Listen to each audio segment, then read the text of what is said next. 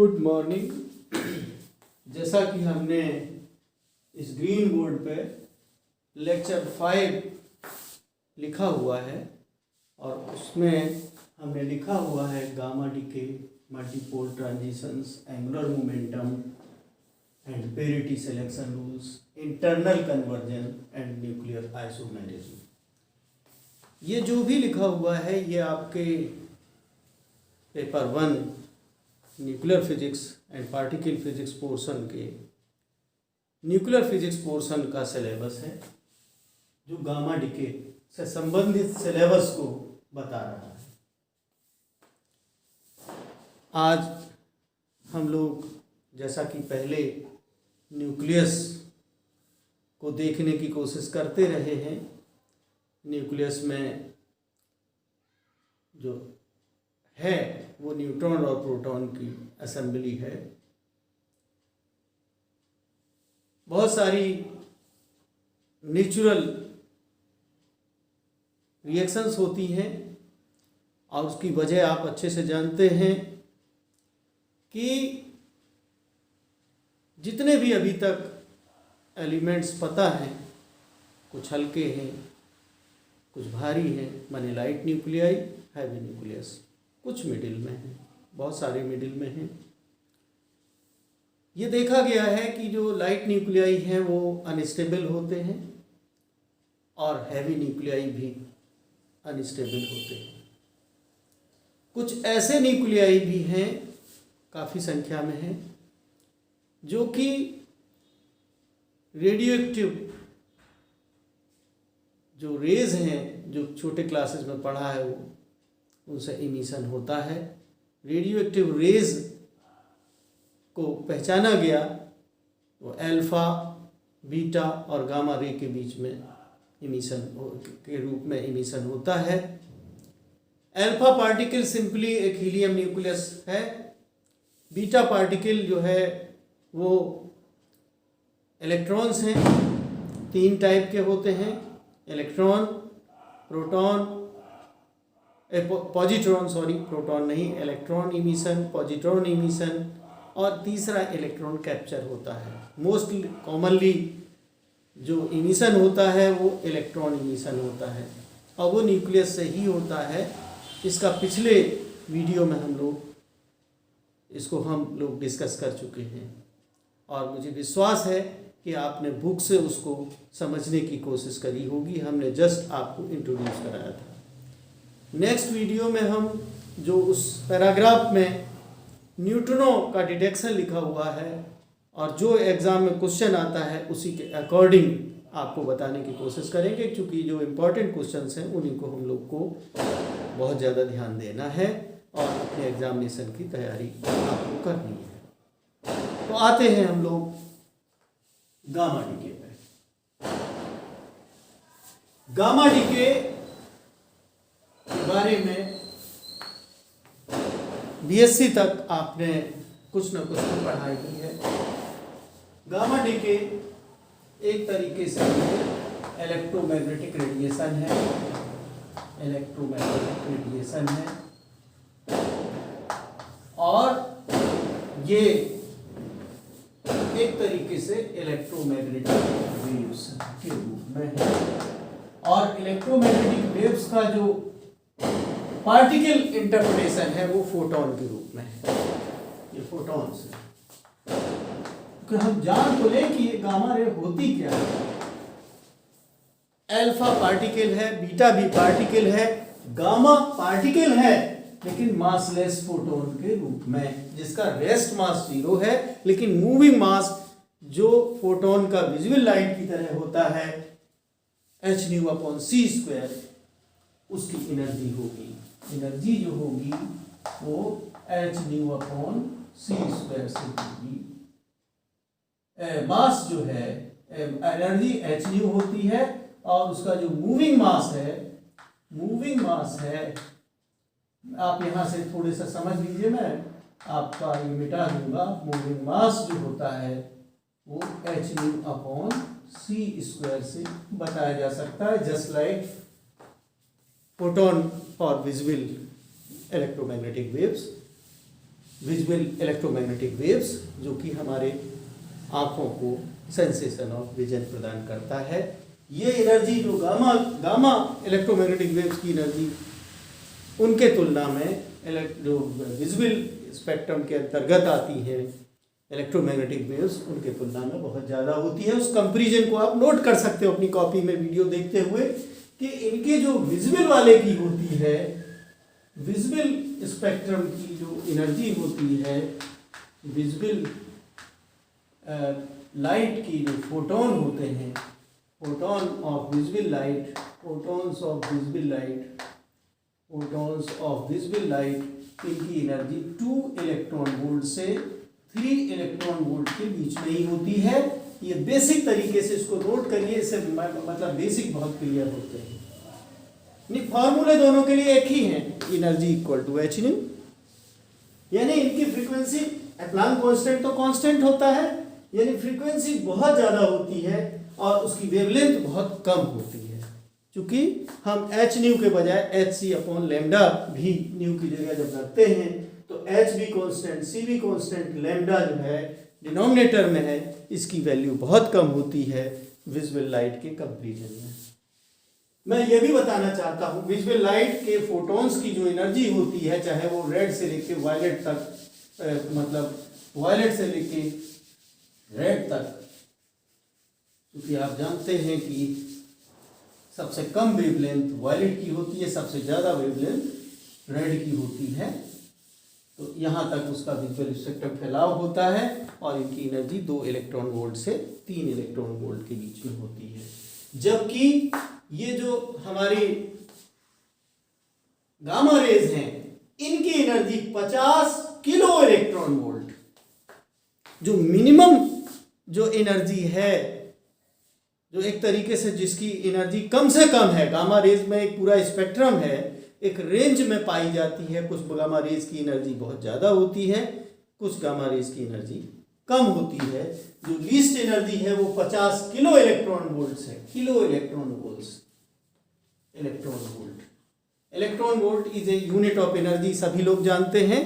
1 electron volt energy equal two joule में convert करेंगे तो 1.6 × 10⁻⁻19 जूल के बराबर होती है। तो इनकी जो एनर्जी का रेंज है वो 50 किलो इलेक्ट्रॉन वोल्ट से लेके 1 मिलियन इलेक्ट्रॉन वोल्ट के बीच में होता है। ये बहुत ही इंटरेस्टिंग बात है। और अच्छे से जानते हो आप, लाइट का इमिशन का जो ओरिजिन है वो क्या है। आप न्यूक्लियस होता है एटम में, न्यूक्लियस के अराउंड इलेक्ट्रॉन्स होते हैं और उनकी जो ऑर्बिट्स हैं वो K, L, M, N इस तरीके से रिप्रेजेंट की जाती हैं। जब हायर स्टेट से, माने जब वो एक्साइटेड स्टेट में जाते हैं एटम, यानी कि इलेक्ट्रॉन शिफ्ट हो जाते हैं, वो उस हायर स्टेट में नहीं रहता है। 10⁻⁻8 सेकेंड के बीच में ही वो वापस उसको लौटना होता है। जब वो हायर स्टेट E2 से E1 में लौटता है तो इस प्रोसेस में जो E2 और E1 का डिफरेंस होता है एनर्जी का, वही h न्यू होता है और इस तरीके से इलेक्ट्रोमैग्नेटिक वेव्स विजुअल वाली इमिट होती हैं। आप फर्स्ट पेपर में एटॉमिक और मॉलिक्यूलर स्पेक्ट्रा भी पढ़ रहे हैं, जो एटम और मॉलिक्यूल से जो स्पेक्ट्रम, जो अल्ट्रावायलेट हो, चाहे इंफ्रारेड हो, चाहे विजुअल वाला हो, सब की जो है जो एमिशन का आप तरीका जानते हैं। चाहे वो इंफ्रारेड हो, उसकी तो एनर्जी और भी कम होती है। अल्ट्रावायलेट, रेडियो वेव्स, माइक्रोवेव्स, इनकी एनर्जी डिफरेंट है, ज़्यादा भी है, लेकिन इतनी ज़्यादा नहीं है जो गामा रेज की एनर्जी का बराबरी कर सके। एक्स रेज होती है इसके आसपास, इनकी एनर्जी होती है ज़्यादा, ये बात सही है। तो इलेक्ट्रोमैग्नेटिक रेडिएशन है, जब भी अल्फा रे का इमिशन होता है, यानी अल्फा पार्टिकल्स का इमिशन होता है किसी न्यूक्लियस से, तो उसके साथ गामा फोटोन जरूर होता है। ये हम लोग पढ़ते हैं। इसी तरीके से हमने तो ये मूविंग मास जो होता है किसी भी फोटोन का, ये हमने यहाँ पे बताने की कोशिश की। कंटिन्यूटी से अलग है ये मैटर। हमने बैकग्राउंड बनाने के लिए सिर्फ बुकिश लैंग्वेज तो आपके नोट्स और एग्जाम के लिए है, लेकिन जब तक बेसिक क्लियर नहीं होगी तब तक मन आपका कैसे लगेगा। किसी चीज़ को समझने में या रटना भी अगर आप जारी करते हैं तो रटने के लिए भी थोड़ी समझ की ज़रूरत होती है। वो समझ हम आपके सामने डिस्कस कर रहे हैं। हमने अभी आपसे बताया कि न्यूक्लियस क्या है, assembly of neutrons and protons. बहुत बड़े स्तर में आप जाएंगे, मतलब बहुत ही बेसिक लेवल पर सोचेंगे तो असेंबली ऑफ न्यूक्लियॉन्स है। न्यूक्लियॉन्स जो है दो स्टेट में एग्जिस्ट करते हैं, एक होता है उसका प्रोटॉन स्टेट और दूसरा होता है न्यूट्रॉन स्टेट। न्यूट्रॉन स्टेट पे न्यूट्रल चार्ज होता है और प्रोटॉन स्टेट पे पॉजिटिव चार्ज होता है, और वहाँ पे जो घटनाक्रम जारी रहता है, एक्सचेंज फोर्सेस होते हैं, मेसन एक्सचेंज फोर्स, आपने mason theory of nuclear force भी पढ़ी है, और वहाँ पे ये सब कुछ चलता रहता है। हमने यहाँ पे न्यूक्लियस को एक बनाने की कोशिश की, इस फिगर में हम समझाने की कोशिश करेंगे। उसके बाद बहुत ज़्यादा डिफ़िकल्ट इसका सिलेबस नहीं है, एक एक करके हम आपका बेस मजबूत करेंगे, और उसके बाद आप अपने बुक के हिसाब से जो एग्जामिनेशन में क्वेश्चन आते हैं छांट के नोट्स बना सकते हैं। आप इस न्यूक्लियस को देखिए। इस न्यूक्लियस में हमने बहुत सारे जो है सर्किल्स बना रखे हैं। ये सर्किल्स जो ओपन सर्किल्स हैं, जिसमें हमने कुछ भी नहीं भरा है, वो एक तरीके से न्यूट्रॉन को रिप्रेजेंट कर रहे हैं, और जिसमें हमने प्लस बना रखा है ये प्रोटॉन स्टेट को रिप्रेजेंट कर रहे हैं।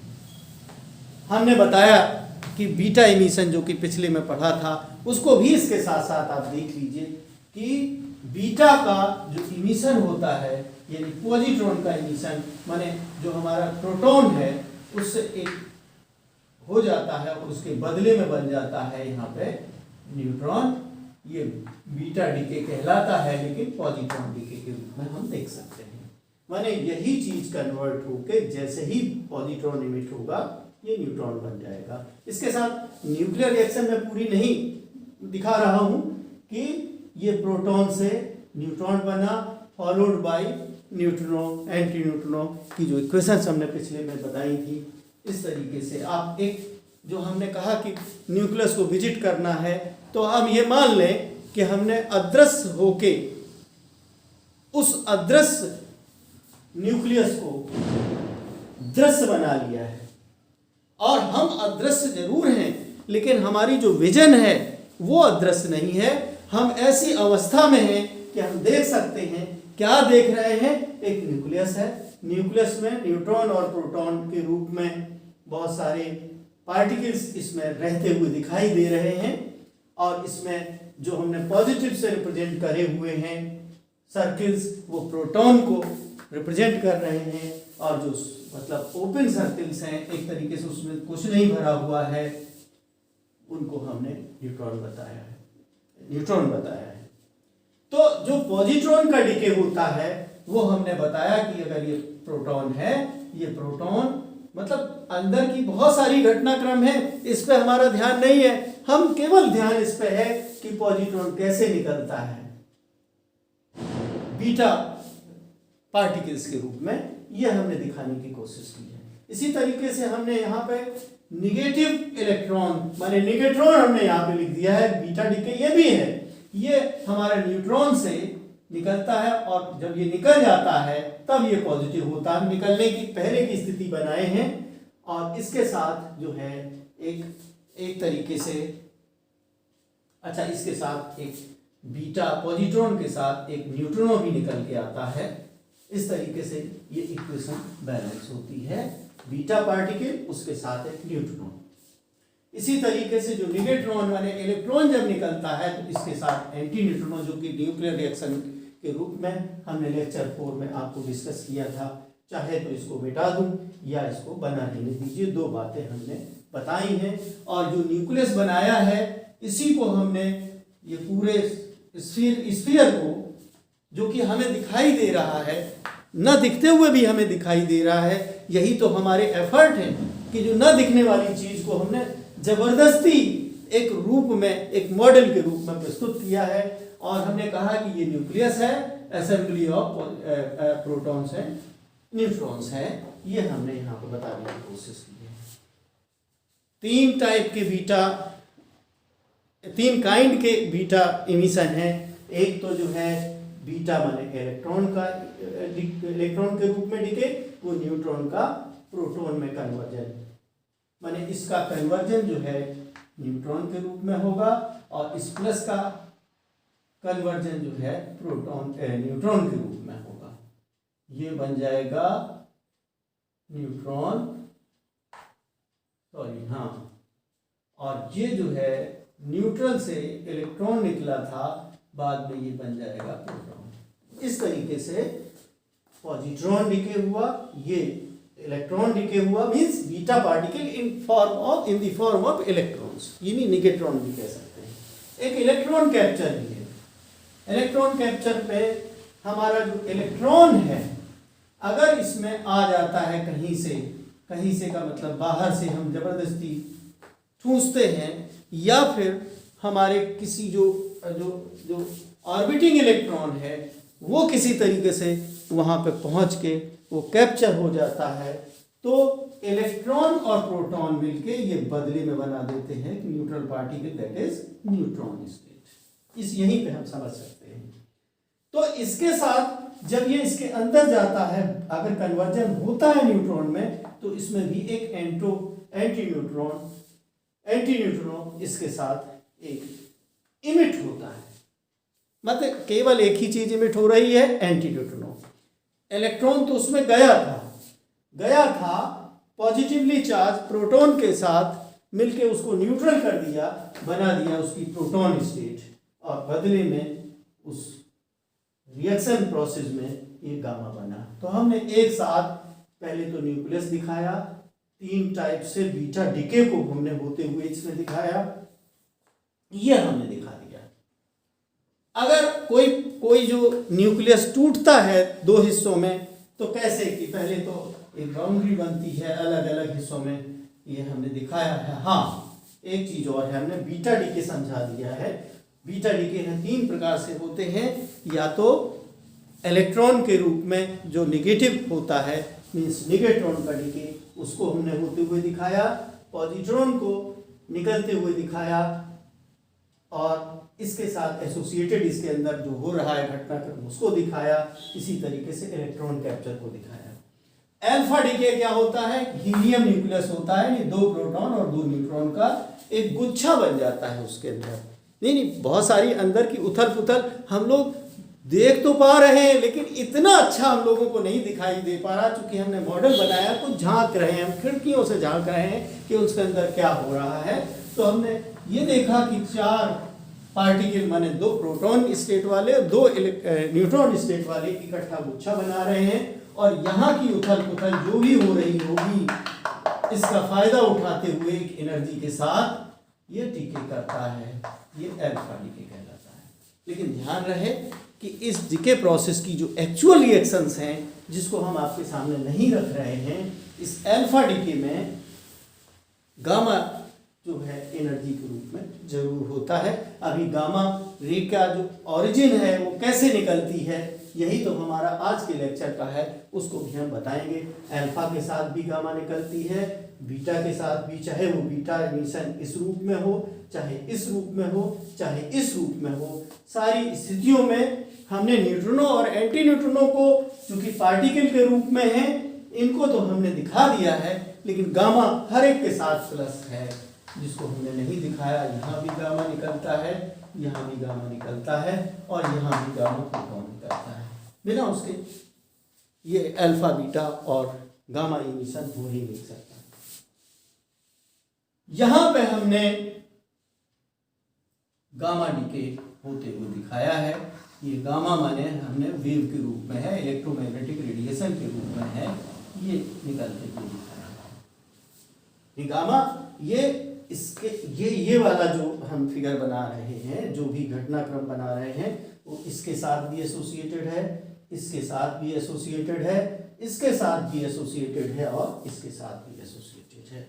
और जो स्पॉन्टेनियस स्वतः ये 2 हिस्सों में या 2 से ज़्यादा 3 हिस्सों में भी अगर किसी चीज़ का विखंडन या फिजन होता है, तो फिजन होने का प्रोसेस भी हम देख रहे हैं कि ऐसे ये 2 हिस्सों में टूटते हुए भी, जब बहुत सारी अंदरूनी कलह होती है, जैसे कोई कंट्री होता है, पहले भारत, पाकिस्तान, बांग्लादेश एक था, कितने सालों में घटनाक्रम जो भी हुए, अब उसकी एनालिसिस क्या करोगे, क्यों हुए, क्या हुए, बीच में जब पता चला बाहर से अंग्रेज आ गए, उसके पहले जो है मुगल शासक आए, उन्होंने यहाँ पर राज्य किया, परिस्थितियाँ अंदर की कुछ उठापटक हुआ, उसके बाद अंग्रेज आए, उन्होंने फ़ायदा उठाया, जब अंग्रेज गए तो ऐसी परिस्थितियाँ बनी कि पोलराइजेशन हुआ और इस तरीके से भारत और पाकिस्तान के रूप में उसका फिजन हुआ।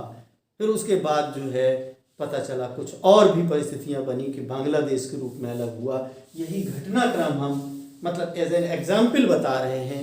इसी टाइप के घटनाक्रम न्यूक्लियस में भी होते हैं।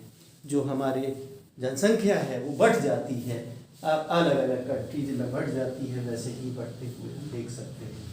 Gamma decay, alpha decay, beta decay, इन 3 टाइप्स ये हम देख रहे हैं। अभी हम इंटरनल कन्वर्जन की भी बात करेंगे।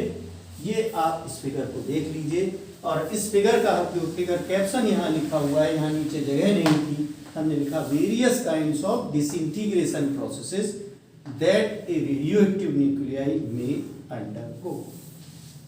मतलब जो अनस्टेबल न्यूक्लियाई है जो कि रेडियोएक्टिव डिके के स्थितियों को रखती है, उसमें ये भाई इकट्ठे होके एक देश के रूप में मजबूत होना, उसको इंटीग्रेशन कहते हैं। और अगर वो टूटने की स्थिति में हो या टूट ही जाता है, उसको डिसइंटीग्रेशन कहते हैं। चाहे वो 2 हिस्सों में बड़े बड़े में टूटे, उसको भी डिसइंटीग्रेशन कहेंगे। चाहे वो अल्फा पार्टिकल एक छोटे के रूप में निकल जाए,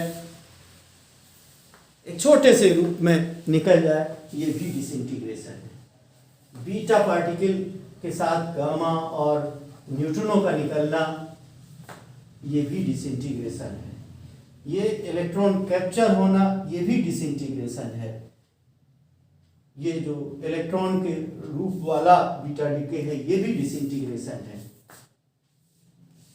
सिंपली गामा डीके का होना, ये भी डिसइंटीग्रेशन है। अंदर जो कन्वर्जन हो रहा है, इंटरनल कन्वर्जन, कन्वर्जन का मतलब हम ये समझाएंगे आपको, वो भी एक डिसइंटीग्रेशन है।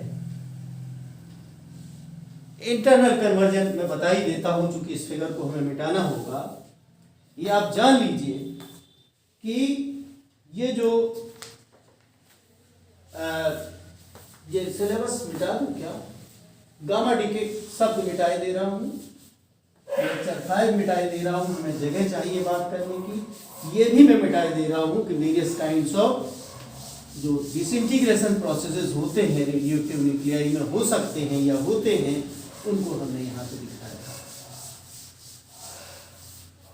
ये आप जान लीजिए, मैंने अभी बताया था कि एनर्जी का जो एनर्जी जितनी होती है गामा फोटोन के साथ या गामा वेव्स के साथ या गामा रेडिएशन के साथ, 50 किलो इलेक्ट्रॉन वोल्ट से 1 मिलियन इलेक्ट्रॉन वोल्ट। एक इलेक्ट्रॉन वोल्ट आप जान लीजिए 1.6 इंटू 10⁻⁻19 कूलम जूल के बराबर होता है। ये भी आप जान लीजिए। इस ढंग से फिजिक्स को पढ़ा करिए, बहुत इंटरेस्ट आएगा।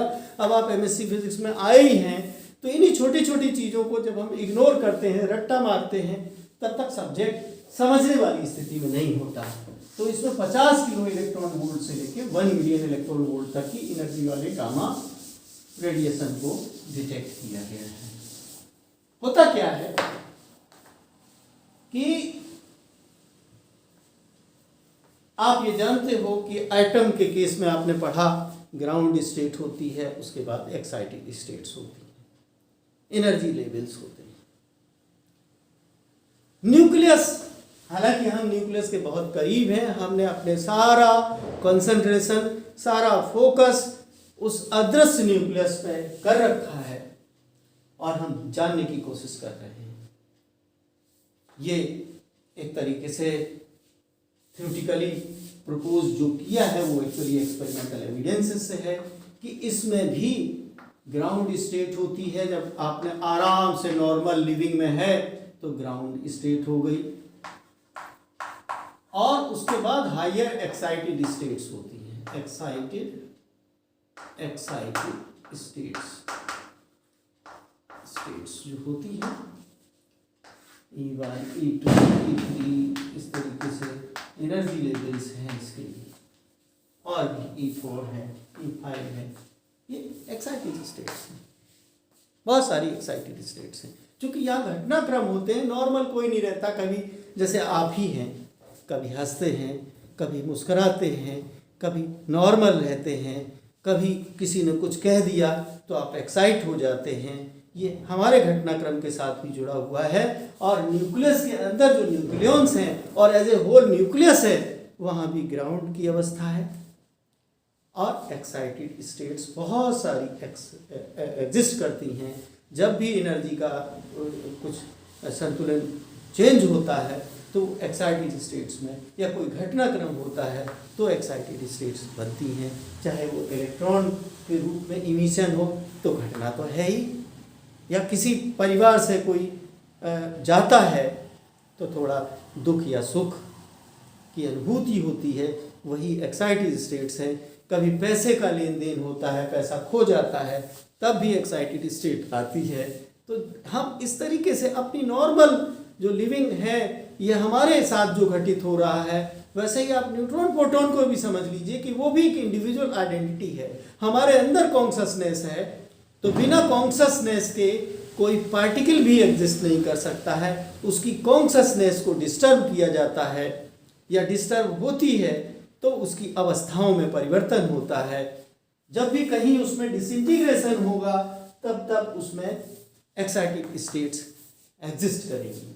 जैसे कि मैं आपको बताना चाहूँगा कि ये सपोज करते हैं कि कोई जो है एक्स न्यूक्लियस है, इसका ए और जेड, ए मास नंबर है, जेड एटॉमिक नंबर है। ये अगर वो किसी कारणवश किसी घटनाक्रम की वजह से एक्साइटेड स्टेट में है तो इस पर हम स्टार लगा देते हैं, और जब ये नॉर्मल स्टेट में आएगा तो हम स्टार खत्म कर देंगे। लेकिन बिना किसी इमिशन के जब कोई ना कोई चीज़ होती है तो उसके साथ ये गामा फोटोन सपोज करते हैं, निकल गया तो फिर नॉर्मल सी आ जाता है। माने जब ये एक्साइटेड स्टेट में पहुंच गया तो यहाँ आएगा ग्राउंड स्टेट में, या यहाँ से आएगा, या यहाँ से आएगा, या कहीं ऊपर से आएगा। इस तरीके से जो एनर्जी का डिफरेंस है, E3 माइनस E1 हो, या E4 माइनस E1 हो, या E3 माइनस E2 हो, वगैरह वगैरह, तो ये जो है ये बदले में एक इलेक्ट्रोमैग्नेटिक वेव जो कि गामा रे के रूप में होगी, चूंकि एनर्जी का लेवल बहुत अंतर है, बहुत टाइटली बाउंड होता है न्यूक्लियस, जिसमें न्यूक्लियस बहुत ज़्यादा स्ट्रॉन्ग न्यूक्लियर फोर्सेस से जुड़े होते हैं। जो हमारे एनर्जी के लेवल होते हैं, एटॉमिक लेवल्स होते हैं, उनकी एनर्जी लेवल की तुलना में उनके एनर्जी लेवल की वैल्यूज़ अलग होती हैं, हायर डिफरेंस के साथ होती हैं, उनकी वैल्यूज़ ज़्यादा होती हैं। इसलिए इन जो हमारा एटॉमिक इमिशन होता है, जो इलेक्ट्रोमैग्नेटिक वेव्स का, वो नॉर्मली लोअर वेवलेंथ का होता है, हायर वेवलेंथ का होता है, और जो न्यूक्लियस से जो इमिशन होता है, वो जो वेवलेंथ होती है इमिशन की, वो बहुत छोटी होती है या फ्रीक्वेंसी बड़ी होती है, यानी ज़्यादा एनर्जी वाले फोटॉन्स का इमिशन होता है, जैसा कि गामा वाले में होता है। ये चीज है। तो ये जो एक तरीके से ये इंटरनल कन्वर्जन है। तो when A nucleus passes from a higher excited state to the ground state, the difference in energy of two states is emitted as gamma ray as an alternative to gamma decay. An excited nucleus in some cases may return to its ground state by giving up its excitation energy. जो excitation energy है वो निकल गई, गुस्सा शांत हो गया। To one of the orbital electrons around, मतलब ये एग्जाम्पल दे रहे हैं कि जैसा कि इलेक्ट्रॉन के केस में होता है वैसे ही न्यूक्लियस में भी होता है। The emitted electron has a kinetic energy equal to the lost nuclear excitation energy minus the binding energy. Kinetic energy of ejected electron जो होती है वो ई माइनस डब्ल्यू के कहते हैं। जो ग्राउंड स्टेट वाली एनर्जी डब्ल्यू कहते हैं। जो एक्साइटेड स्टेट को हमने E3 माइनस E1 ना करके हम कहते हैं एक्साइटेड स्टेट माइनस डब्ल्यू, ये एच न्यू के बराबर इमिशन होगा, यही गामा रेडिएशन होगा। तो this process is called internal conversion. Internal conversion का मतलब अंदर की बात है, बाहरी लोग हमें परेशान न करो, हम अभी गुस्सा है, अभी कुछ ना कुछ हम करेंगे, हम अपने को शांत कर लेंगे, यानी ग्राउंड स्टेट में लौट आएंगे। लेकिन कुछ ना कुछ करे बिना नहीं होता है। करते क्या है?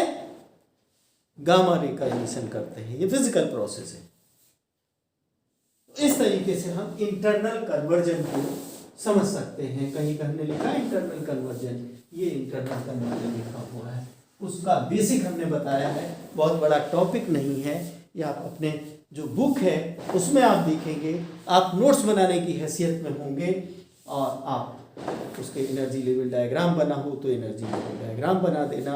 अगर उसमें वो बनी हो कोई पीक्स वगैरह, चूँकि वो भी मैं अभी आपको बताऊंगा। इंटरनल कन्वर्जन हमने बताया।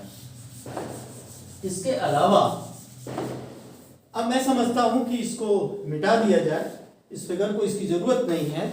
आपने बीटा डीके भी इसमें देख लिया। 3 टाइप से बीटा डीके होते हैं, एक तो नॉर्मल इलेक्ट्रॉन के स्वरूप वाला, दूसरा पॉजिट्रॉन के स्वरूप वाला, तीसरा इलेक्ट्रॉन कैप्चर वाला, ये भी हमने बताया। अल्फा डीके भी होता है, उसको भी बताया। गामा का हमने बताया। इंटरनल कन्वर्जन क्या होता है? ग्राउंड स्टेट से एक्साइटेड स्टेट, यानी एक्साइटेड स्टेट से ग्राउंड स्टेट में लौटने की घटना इंटरनल कन्वर्जन है। इसमें कोई रूप परिवर्तन नहीं है, सिर्फ एक्साइटेड स्टेट से ग्राउंड स्टेट में वापस लौटने वाली बात जो होती है, ये इंटरनल कन्वर्जन कहलाती है। अब मैं धीमे धीमे और भी मतलब बातें करूंगा इससे जुड़ी हुई, जिसको आसानी से खेलते खेलते आप नोट्स बनाएंगे हर टॉपिक का, और आपका ये क्वेश्चन इससे रिलेटेड आराम से तैयार हो जाएगा। ये न्यूक्लियर आइसोमेरिज्म में इससे से जुड़ी घटना है। अभी आपने ये कहा कि X है, A Z है, और दूसरा जो है X A Z स्टार है। स्टार का मतलब X, ये एक्साइटेड स्टेट में है, एक्साइटेड स्टेट को रिप्रेजेंट कर रहा है। ये न्यूक्लियस एक्साइटेड स्टेट में है, एक्साइटेड न्यूक्लियस समझ लो। और एक ये जो है ग्राउंड स्टेट का नॉर्मल न्यूक्लियस है। ठीक है, कंपोजिशन में दोनों के में कोई फर्क नहीं है, चाहे वो एक्साइटेड का हो चाहे नॉर्मल वाला हो। तो इस तरीके की बात भी आइसोमेरिज्म है, ये आइसोमेरिज्म है। तो न्यूक्लियर आइसोमेरिज्म की अगर आप बात करोगे तो उसको भी मैं पढ़ के थोड़ा बहुत सुनाता हूं। There are nuclei which have the same atomic and mass number, in same Z and same A, but differ from another in their nuclear energy states and exhibit difference in their internal structure। और उसमें थोड़ा बहुत इस तरीके से internal structure change हो गया, एक नॉर्मली है और एक गुस्से में बैठा हुआ है। These are called nuclear isomerism. The existence of nuclear isomer is called nuclear isomerism। इसी को न्यूक्लियर आइसोमेरिज्म कहते हैं। जो एग्जिस्ट करती है न्यूक्लियर आइसोमेर्स किसी न्यूक्लियस के अंदर, ये ग्राउंड और एक्साइटेड स्टेट्स में पार्टिकल्स का होना या उस न्यूक्लियस का होना, ये न्यूक्लियर आइसोमेर के हमारे पास एक थैली में ये वाले न्यूक्लियस पड़े हुए हैं। कुछ उसमें से ग्राउंड स्टेट वाले हैं, कुछ एक्साइटेड स्टेट वाले हैं। तो हम ये कहेंगे कि हैं तो वही, ये आइसोमर्स हैं एक दूसरे के, लेकिन अंतर कितना है कि एक्साइटेड स्टेट में है, कुछ ग्राउंड स्टेट में है। The existence of nuclear isomers is called nuclear isomer. The excited state of strontium की लिखी है, स्ट्रोंशियम जो है 38 और 87, स्ट्रोंशियम 38 87 एक स्टार के रूप में लिखा हुआ है, और दूसरा स्ट्रोंशियम 38 87 ही लिखा है, लेकिन नॉर्मल तरीके से लिखा है। ये आइसोमर्स है। The difference between the nuclear isomers is attributed to the difference of nuclear energy states. One isomers represents the nucleus in its ground state, whereas the other in the same nucleus in an excited state of high energy. The phenomenon of nuclear isomerism was discovered by O. Hahn in 1921. O. Hahn, H-O-H-H-N, Hahn, H-N, in 1921. ये घटना उन्होंने बताई थी nuclear isomers की.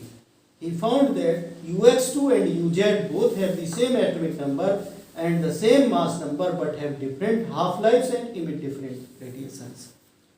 जो excited वाला है वो कुछ रेडिएशन दे रहा होगा, नॉर्मल वाला होगा कुछ अलग रेडिएशन दे रहा होगा, है ना. तो उन्होंने ये बताया कि सब कुछ समान है.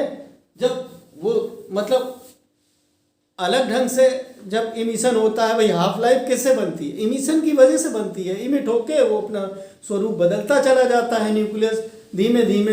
भाई चाहे वो अल्फा इमिट हो चाहे बीटा हो, कुछ तो धीमे धीमे उसमें से कम होता जाता है. जब डिफरेंस होता जाएगा तो वो अपना स्वरूप जो ओरिजिनल है न्यूक्लियस का उसको खोता जाएगा. कुछ जो जहाँ जहाँ पे नहीं खोएगा वो उसी रूप में रहेगा. उस रूप में बचा हुआ उसकी आधी जिंदगी के बराबर उसका हाफ लाइफ टाइम होता है. तो इन्होंने कहा हाफ लाइफ टाइम में भी अंतर होता है. And emit different radiations.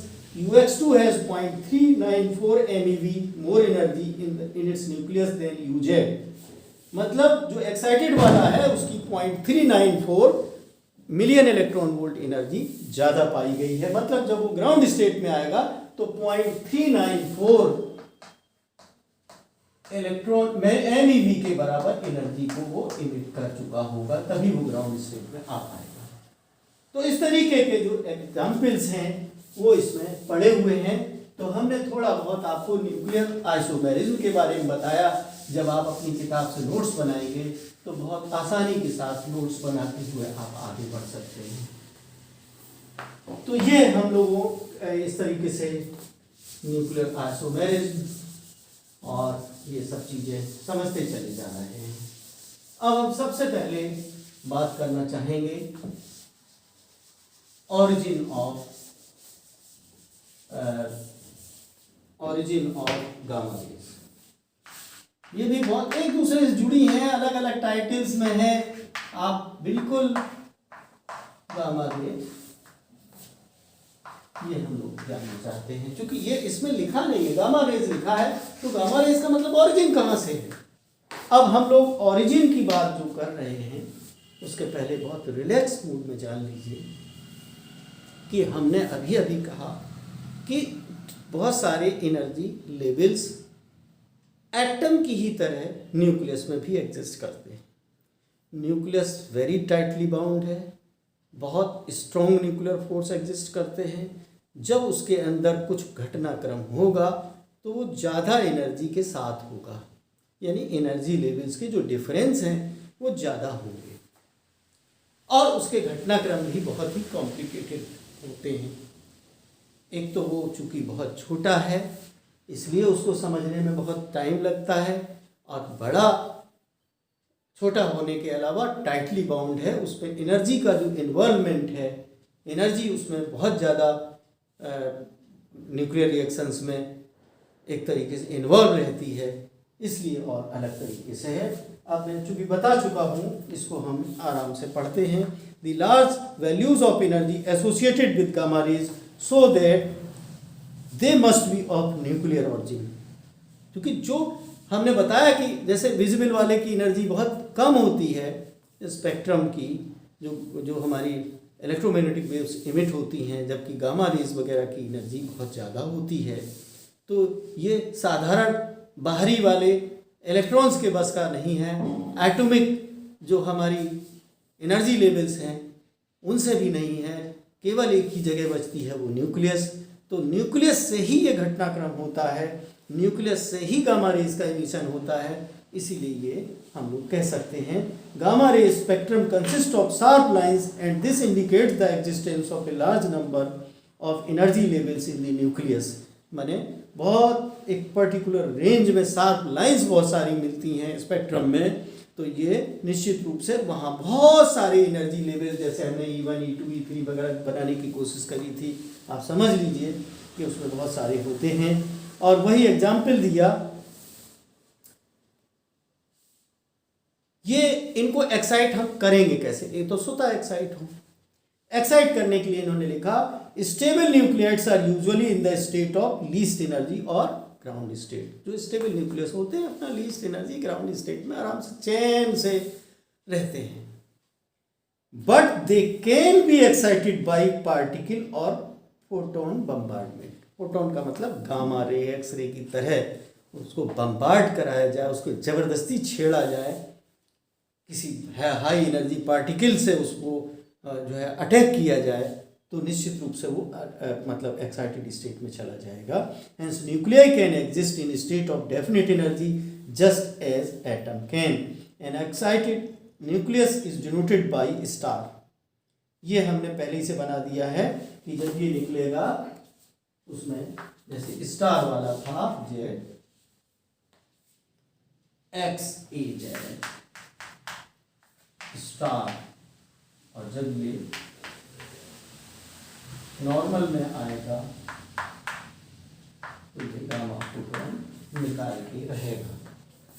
तो ये सब समझा रहे हैं। एक इन्होंने एक फिगर भी बनाया है और उस फिगर में इन्होंने बीटा डिके ऑफ मैग्नीशियम और एल्यूमिनियम, यानी इन्होंने क्या लिया है कि पहले ये सिंपली मैग्नीशियम एटम था, Mg था, और इसका एटॉमिक नंबर होता है 12, मास नंबर होता है 37। ये स्टेबल न्यूक्लियाई माना जाता है।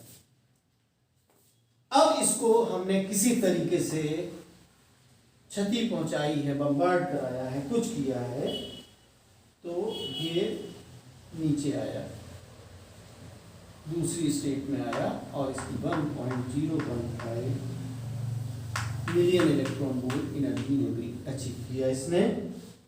बीटा पार्टिकल्स का इमिशन दो तरीके से दिखा रहे हैं, एक तो इस पे भी आ सकता है और उसके नीचे वाली में भी जा सकता है, और जिसकी एनर्जी है 0.834 MeV। ठीक है, ये भी बीटा माइनस इमिशन है, ये भी बीटा माइनस इमिशन है।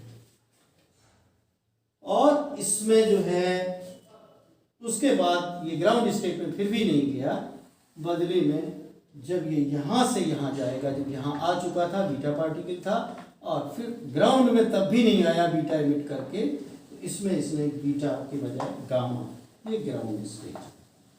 और ग्राउंड स्टेट किसकी है, तब तक उसका रूप बदल गया था बीटा ईटा पार्टिकल के इमिशन से। और एक तो जो यहाँ बीटा इमिशन हुआ था उसने ये डिफरेंस के बराबर गामा इमिट किया, और ये जो है बदल के हो गया 13Al27। इस तरीके का इन्होंने ये बताया। और इस प्रोसेस में देखिए, आप कहते हो कि इसमें जो है बीटा पार्टिकल भी के साथ साथ गामा भी इमिट होता है, तो बीटा के जो है इमिशन का प्रोसेस इस एनर्जी लेवल से इस एनर्जी लेवल में आते हुए दिखाया गया है, या इससे इसमें दिखाया गया है, फॉलोड बाय गामा। इस वाले में जो गामा फोटोन इमिट होगा इस एनर्जी डिफरेंस का होगा, और इस वाले में इस डिफरेंस के। तो बीटा प्लस गामा इसमें भी निकला, और बीटा प्लस गामा इसमें भी निकला है, बीटा माइनस प्लस गामा इसमें भी निकला है। बस एनर्जी इस डिफरेंस वाली है इस गामा की, इसमें इस डिफरेंस वाली है। और इस प्रोसेस में चूंकि एक बीटा पार्टिकल इमिट हो गया, बीटा पार्टिकल के इमिशन में आप जानते हो कि अगर माइनस इमिट हो रहा है तो एक प्रोटॉन की वैल्यू जो है बड़ी है, 12 की जगह 13 हो गए हैं एटॉमिक नंबर, लेकिन मास नंबर पे फर्क नहीं पड़ता है। ये 37 है क्या, 27 है, सॉरी 27 है मैग्नीशियम का, ये 27 वही रहा। और ये जो है कन्वर्जन जो हुआ बीटा पार्टिकल्स के इमिशन से, तो इस तरीके से गामा का इमिशन बीटा के साथ होते हुए हमने दिखाया। ऐसे ही अल्फा वाला कहीं पे एग्जाम्पल आप दिखा सकते हो, आपके बुक में दिया हुआ है। ये ओरिजिन ऑफ गामा इमिशन हमने समझाने की कोशिश करी है। तो ये निश्चित रूप से न्यूक्लियस से ही गामा का होता है। ये एनर्जी का डिफरेंस एटॉमिक लेवल पर नहीं एग्जिस्ट कर सकता है, हमने ये बताया। न्यूक्लियर आइसोमेरिज्म आपको समझाने की कोशिश की, और डिसइंटीग्रेशन के डिफरेंट प्रोसेसेस हमने बताए, इंटरनल कन्वर्जन हमने बताया। हम पेरिटी को बाद में डिस्कस करेंगे। हमें लग रहा है कि कहीं बहुत बड़ा वीडियो ना हो जाए, इसलिए मैं इसी पे एक और भविष्य में अगर आपकी मांग होगी तो मैं इस पे एक और वीडियो बनाऊंगा, अन्यथा नेक्स्ट वाला तो हम वीडियो उसी का बनाएंगे, क्या कहते हैं, न्यूट्रिनो का, क्योंकि जब बात बहुत अच्छे से बताने लगो तो उसमें टाइम लगता है। हालांकि आपको वीडियो देखने में दिक्कत होती है, अगर आप वीडियो देखने में दिक्कत ना महसूस करें तो आप ज़्यादा से ज़्यादा सीख सकते हैं, क्योंकि कम समय में बहुत सारी बातें जो कि इमेजिनेशन फिजिक्स में जुड़ा हुआ होता है, खासकर न्यूक्लियर फिजिक्स में इमेजिनेशन, और मतलब अच्छे से करवाने के लिए जो डिफ़िकल्ट है औरों के लिए, आपके लिए सिंपल बनवाने के लिए, सिंपल तरीके से बताने के लिए हमको कम से कम अच्छे से एक टाइम जो है, बिना टाइम लगे कोई चीज़ नहीं बनती है। जैसे दही अगर दूध से बनना हो तो क्या दही बनने को आप 1 मिनट में बना सकते हो? नहीं बना सकते। ऐसे ही न्यूक्लियर फिजिक्स को हम बहुत स्पीड से समझा नहीं सकते। आप एग्जाम्पल की तरह से समझ लीजिए। मैं आज यहीं पे वीडियो ख़त्म करता हूँ।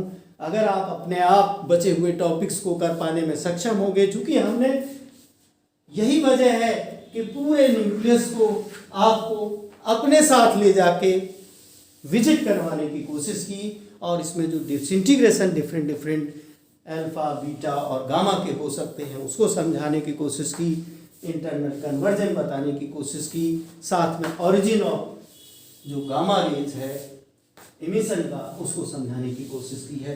मल्टीपोल ट्रांजिशंस का मतलब ही आप समझ लीजिए, ये भी कोई बहुत डिफिकल्ट टॉपिक नहीं है कि आप जो डिफरेंट एनर्जी लेवल्स हैं और जो ट्रांजिशंस हैं एक्साइटेड से ग्राउंड में या ग्राउंड से एक्साइटेड में, यही ट्रांजिशंस हैं, इन्हीं की बात होनी चाहिए। अपने आप पढ़ने की कोशिश करना या फिर हम कराएंगे। और ये आप जान लीजिए कि इतने भी जो फंडामेंटल पार्टिकल्स हैं उनके साथ ये फैक्ट नेचर ने जोड़ दिया है, जो क्वांटम पार्टिकल्स हैं या जो अदृश्य पार्टिकल्स हैं, इनके साथ ऑर्बिटल मोशन के साथ साथ स्पिन मोशन जुड़ी होती है। हर प्रॉपर्टी में उसका स्पिन मोशन का बहुत बड़ा रोल होता है। तो एंगुलर मोमेंटम भी यहाँ पे हमने पहले भी थोड़ा बहुत बताया है कि नहीं बताया, उसको डिस्कस करना है। और पेरिटी एक तरीके से सिमेट्री से जुड़ी है हुई क्वांटिटी है, और इसमें बीटा डिके में पेरिटी वायलेशन होता है। केवल यही सफिशिएंट नहीं है, आप ये समझ लीजिए कि इसमें जो रिलेटिवली वीक इंटरेक्शन होता है न्यूक्लियर रिएक्शंस में, उसमें पेरिटी वायलेट होती ही है। बीटा जो डिके है वो वीक इंटरेक्शन के थ्रू होता है, इसमें पेरिटी इन्वॉल्व होती है, वो पेरिटी मतलब कंजर्व नहीं होती या पेरिटी वायलेट होती है। मैं इन सब बातों से अपनी बात ख़त्म करता हूँ। 1 हफ्ते का आपके पास टाइम पढ़ने को होता है, अपनी किताबों से रिवाइज करने का होता है। आपके पास पांड्या यादव है, उसके अलावा भी इंटरनेट से आप थोड़ा सा मैटर ज़रूर निकाल लें, और उससे और बढ़िया से नोट्स जो एग्ज़ाम में क्वेश्चन आते हैं उसके हिसाब से आप उन क्वेश्चंस के बेस्ट से बेस्ट आंसर करने के लिए नोट्स प्रिपेयर करें। सारे पेपर्स तो आपको पढ़ाए नहीं जा पा रहे हैं, तो आप जो पेपर पढ़ाए जा रहे हैं उन्हीं को भी पक्का कर लें। तो मतलब थोड़ा सा सारे एक साथ नहीं पढ़ने पड़ रहे हैं, तो आपके पास टाइम है, आप कर लें। बचेगा टाइम तो I will try to help you in other papers as well. Thank you very much. Bye.